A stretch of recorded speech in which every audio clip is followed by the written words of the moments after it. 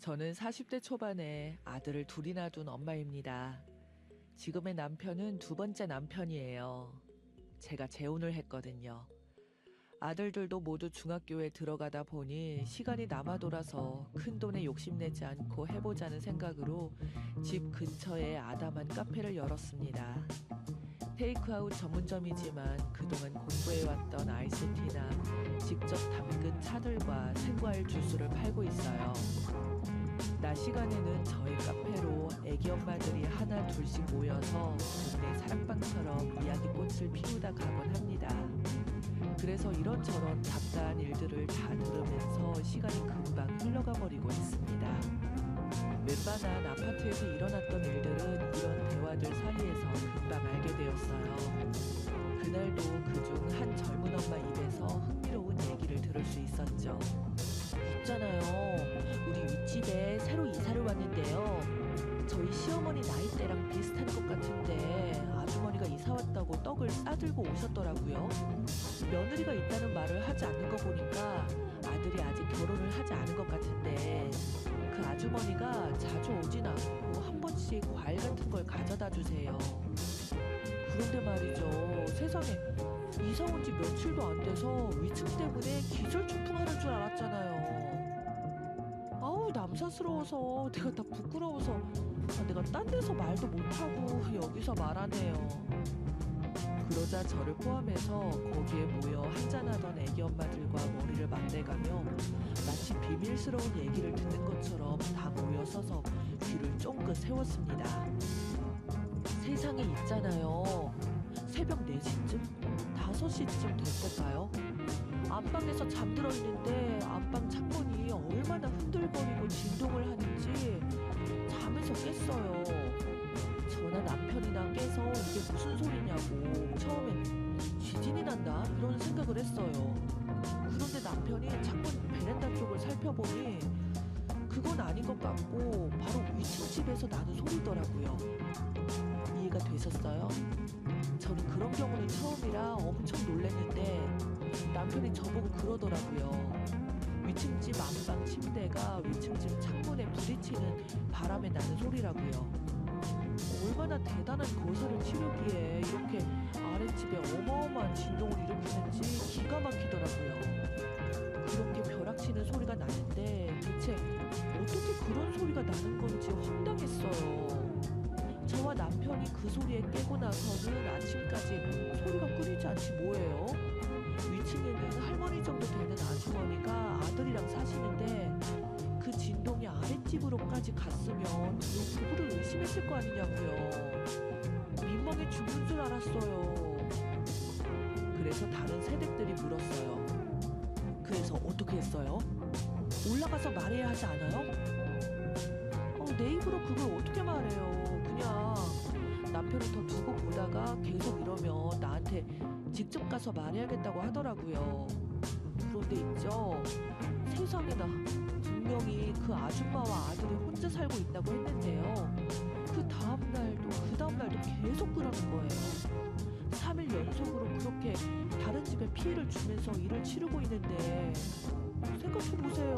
3일을 잠을 못 자게 하니까 화가 나겠어요? 안 나겠어요? 두 번째 날에는 거실로 나와서 잠이 들려고 했는데요. 그런데도 진동이 느껴지면서 창문이 부딪히는 소리가 나는데 환장하겠더라고요. 남편이 그 새벽에 당장 올라가서 말을 해줘야겠다고 하는데 제가 금고 말렸어요. 한참 신이 나서 그러고 있는데 좋아하겠냐고요. 이웃 사촌인데 서로 인상 쓰지 않고 말하는 방법이 있을 거라고 참 뭐라고 했어요. 다음날 또 그러면 정말 말을 하자고요. 그런데 역시나 그 다음날도 그러더라고요. 남편이 잠을 자려고 아예 거실에 이불을 펴놓고 잤는데도 소리가 어찌나 큰지 여전히 잠을 잘 수 없어서 남편이 퇴근 후에 위층 집 남자를 만나보겠다고 했어요. 그런데 기가 막힌 것은 아랫집 할머니가 그 오후에 저한테 찾아와서 그러더라고요. 새댁 남편하고 금술이 좋은 거 알겠으니까 살살 좀 해. 몇십 년을 더 산 어른으로서 생각해서 해주는 말인데 그렇게 하다가는 나중에 남편 잡아먹는 년이라고 손가락질 받아. 옛말이 하나 틀린 말이 없네. 그렇게 남편 기를 다 빨아먹으면 어떻게 하나. 적당히 좀 해. 그러시길래 아니에요. 할머니 제가 그런 게 아니라고요. 아주머니가 잘못 들으셔서 그럴 수 있는데 위층 집 새로 이사 온 아저씨가 그런 거라고 사정 얘기를 해드렸더니 그랬었냐고 하시더라고요. 원래도 아랫집 할머니가 잠도 잘 들지 않고 해서 늦은 밤에 잠이 들곤 했었는데 새벽에 창문 치는 소리 때문에 3일 동안 잠을 설쳤다면서 어디 금술 좋은 사람이 있는가 보다고 할머니가 기침을 하셨어요. 그렇게 해서 겨우 오해를 풀었는데 더 이상 안 되겠다 생각이 들어서 남편이 퇴근 후에 2층 집에 올라갔어요. 그런데 남편이 올라가기 전에는 심각하게 말해주려고 했는데 막상 그렇게 못하겠더래요. 그래서 딱 그 말만 해주고 왔대요. 아랫집에 사는 사람인데요. 새벽에 침대와 창문 부딪히는 큰 소리 때문에 저희 집과 저희 집 아랫집에 사시는 어르신들도 잠을 못 자고 있어요. 나이도 남편보다 많아 보이길래 적당히 하시라고. 그리고 아직까지 젊은 부부 이사 와서 산 적도 있지만 한 번도 그런 적이 없었다고. 서로 이웃 간에 예절 차린다고 해서 못되게 말은 못하고 그냥 침대만 창문에서 멀리 떼어놓고 자라고 했대요. 그랬더니 뭐라던가요? 처음엔 뭔 말인지 멍 때리는 것 같더니 그냥 미안하다 그래서 그냥 내려왔대요. 그 다음날부터는 조용해졌고요. 그런 얘기를 하고 있는데 갑자기 어떤 나이 지긋한 아주머니가 카페로 들어왔습니다. 그런데 깜짝 놀랐어요. 저희 전 시어머니였거든요. 카페로 들어오신 그 아주머니를 보고서 아까 말하고 있던 그 젊은 새내기 아는 체를 하더라고요. 어머, 아주머니! 호랑이도 제 말하면 찾아온다고 했던가요? 딱 그랬습니다. 아, 새댁, 마침 잘 만났네. 아이, 그렇잖아도 새댁집을 갔는데 없어서 여기서 커피 한 잔 마시다가 가려고 했어. 다름이 아니라 우리 아들이 다른 집으로 이사를 가자길래 온 지도 일주일밖에 안 됐는데 이사를 가자면서 층간소음 때문에 방음이 잘 안 되는 것 같다고 다른 곳으로 가자고 보채는데 이사 가는 것이 보통이 아니잖아. 그래서 말인데 혹시 새댁이 우리 아들한테 뭐라고 했어? 그 젊은 새댁은 순간 당황했습니다. 왜요? 아드님이 뭐라고 했는데요? 아니, 아들이 뭐라고 하진 않고 그냥 층간소음이 심한 것 같다면서 그러길래 알다시피 우리 아들네 집이 꼭대기층이라서 우리 집밖에 없잖아요. 그래서 혹시 새댁네가 뭐라고 했었나 해서 말이야. 그러자 옆에 있던 새댁들이 사실대로 말씀을 드리라고 하니까 진짜로 사실대로 말을 하더라고요. 그랬더니 노발대발했습니다. 우리 아들이 이혼하고 아직까지 혼자 살고 있는 것도 서러운데 무슨 말을 한 거예요? 어쩌다 그런 소리가 난 거겠죠. 그래서 제가 그 타이밍에 아는 체를 했습니다. 누구신가 했더니 오랜만이네요. 그렇죠. 저를 쳐다보고 전 시어머니가 깜짝 놀라면서 그러더라고요. 너를 여기서 보내? 네, 보시다시피 여기 카페 주인이에요. 아드님도 여전한가 보네요. 뭐 드시겠어요? 그랬더니 그냥 됐다면서 나가버렸습니다. 이제껏 하던 말들을 다 들었을 거라고 생각했는지 무안했나 보더라고요. 동네 새댁들한테 전 남편의 어머니이고 사실 위층에 사는 그 남자는 전 남편이었던 것 같다고 말했어요. 다들 놀라서 웃고만 있었습니다. 함께 살 때도 꼭 새벽마다 그 진상을 떨더니 변한 게 없다고 말해줬더니 다들 놀랐다고 하더라고요. 하필 내가 사는 이쪽 동네로 이사를 오다니 재수 옥 붙은 것 같았어요.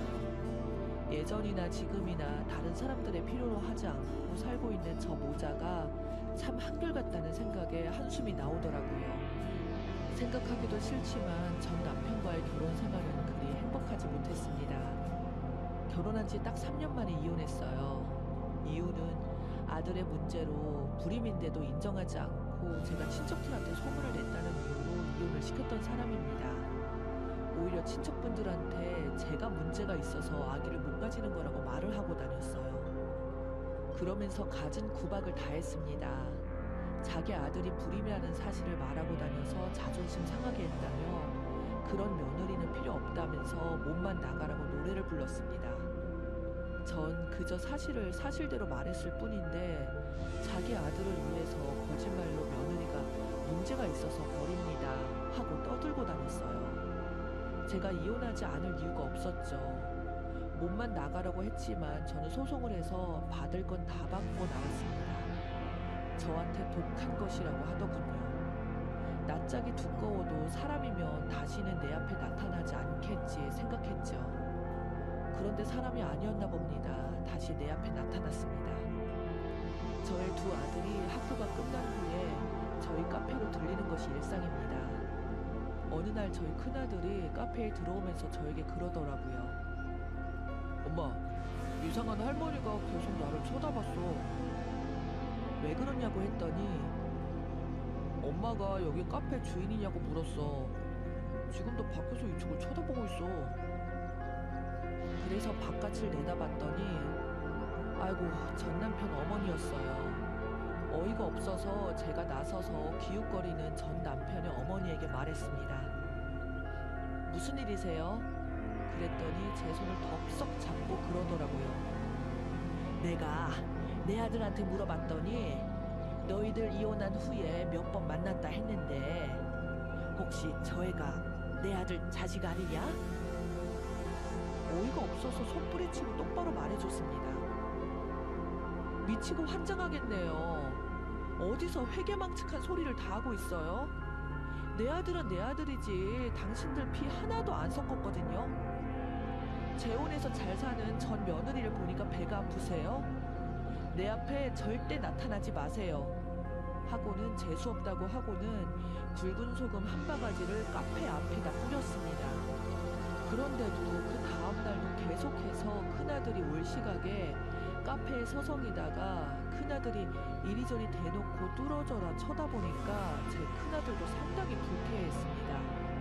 저는 아들에게 신경을 쓰지 말라고 했고 할머니가 치매기가 있어서 그런지 자기네 손자와 닮았다고 한다고 했었죠. 그 다음날에 카페 문을 열자마자 기다렸다는 듯이 갑자기 카페에 들어와서 한바탕 하는데 어이가 없었어요. 내 아들의 자식이 틀림없어. 내가 한참을 봐도 내 아들과 딱 닮았더라.